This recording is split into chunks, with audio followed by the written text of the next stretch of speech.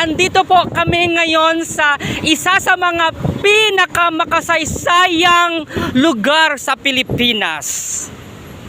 Ang Luneta, formerly known as Bagumbayan. Siyempre, alam lahat ng karamihan na dito sa lugar na ito, binaril si Jose Rizal. Pero ang totoo, ayaw pumunta ang asawa ko dito. Sabi ko sa kanya, just pay homage to Dr. Jose Rizal. And here we are. Come on. Solo namin po ang Rizal Monument. Walang katao-tao dito.